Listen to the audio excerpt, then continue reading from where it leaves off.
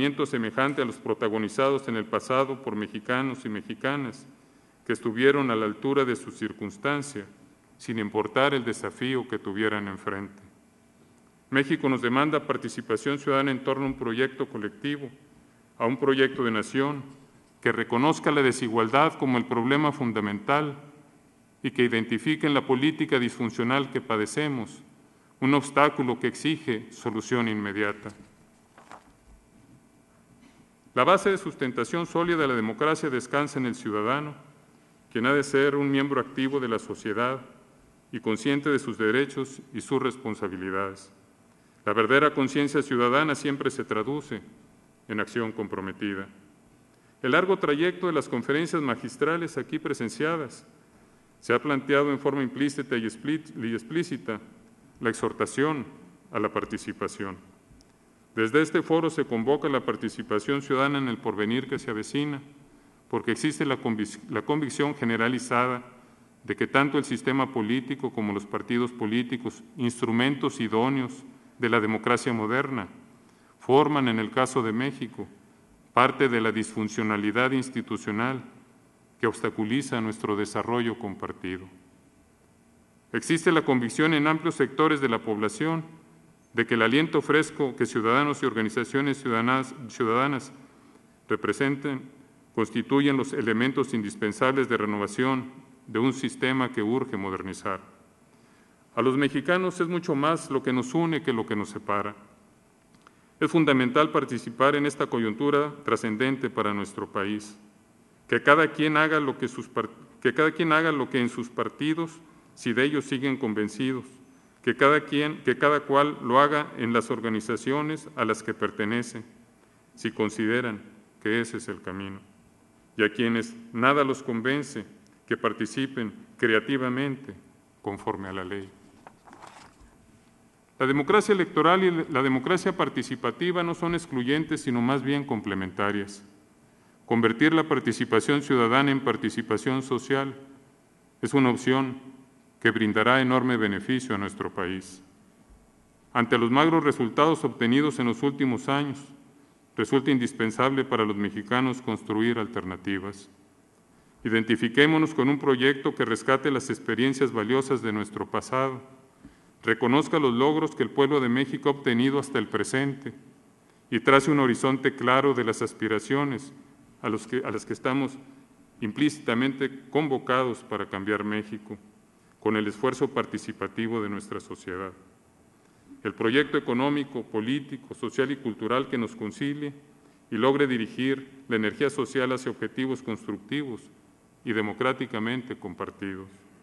Busquemos un proyecto mayoritario que nunca deje de escuchar a las minorías, que con su pluralidad siempre enriquecen a la sociedad en su conjunto.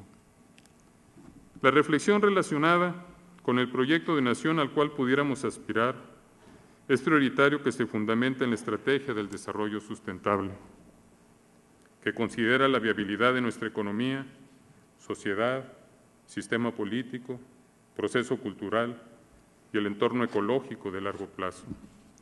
En una sociedad democrática, en realidad no existe y no tiene por qué existir un solo proyecto de nación. En nuestra historia hemos visto cómo republicanos y monárquicos, liberales y conservadores, demócratas y autoritarios han planteado en su momento sus alternativas y sus proyectos.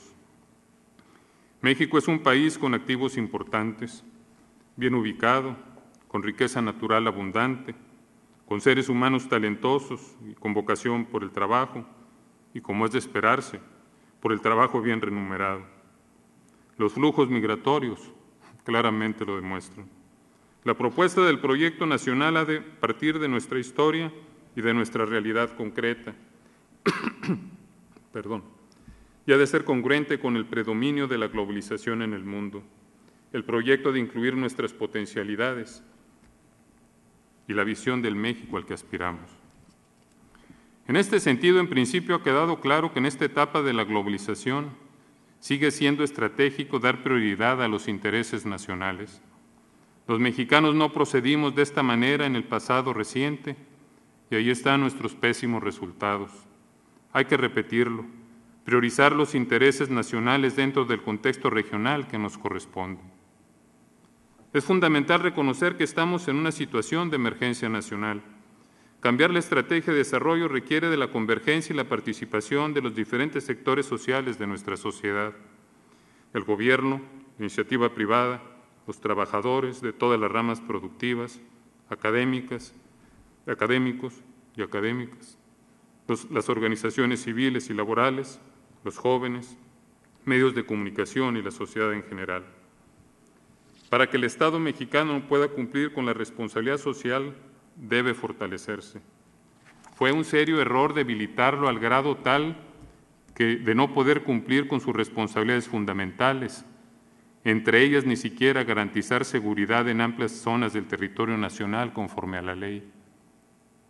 Para crecer requerimos fortalecer la capacidad regulatoria del Estado con una visión social comprometida para crear un sistema económico competitivo y utilizar al Estado para contener a quienes tienen más poder que el gobierno. Una destacada politóloga lo acaba de decir. Utilizar al Estado para contener a quienes tienen más poder que el gobierno, una mayor fuerza, una mayor influencia que los ciudadanos y ningún compromiso con la sociedad.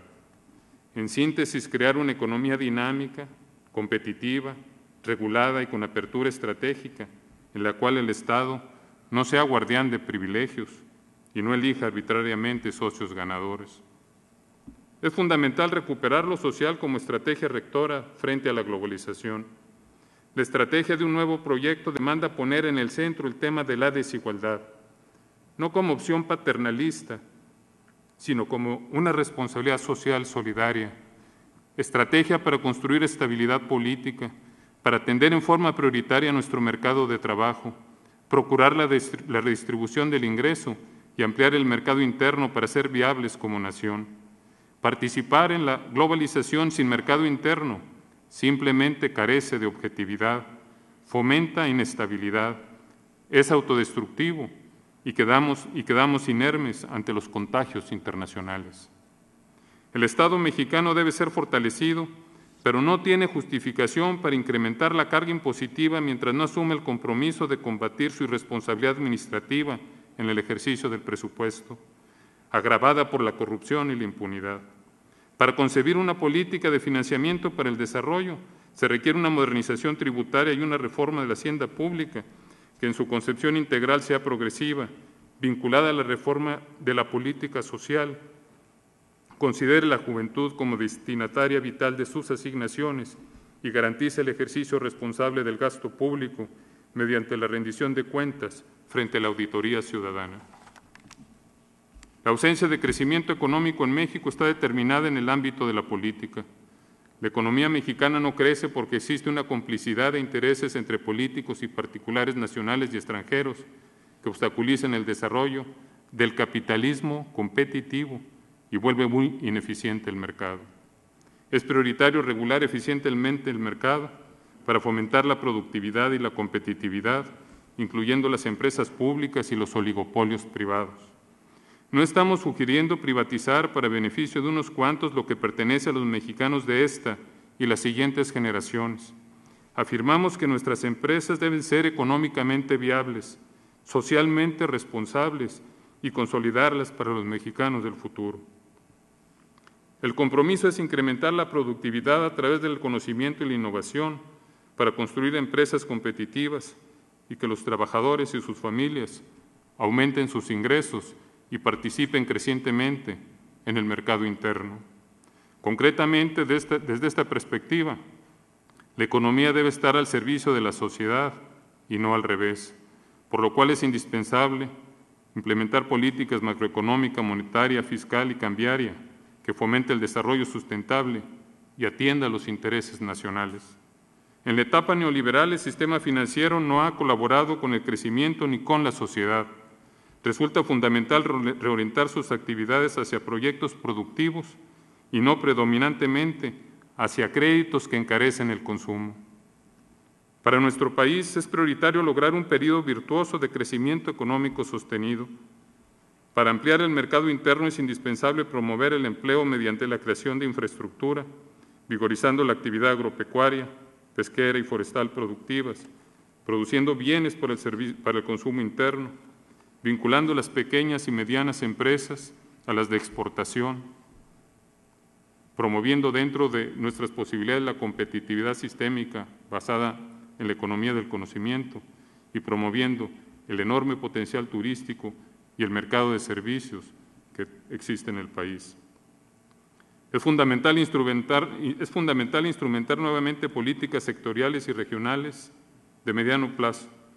El mercado y la política neoliberal aplicada en México generaron un serio desequilibrio sectorial y regional en el país. Los datos son contundentes y desalentadores. Los resultados no solamente perjudicaron los alcances obtenidos hasta 1982, sino que ocasionan desequilibrios que incrementan en forma significativa riesgos de inestabilidad social y política y medioambiental en el país.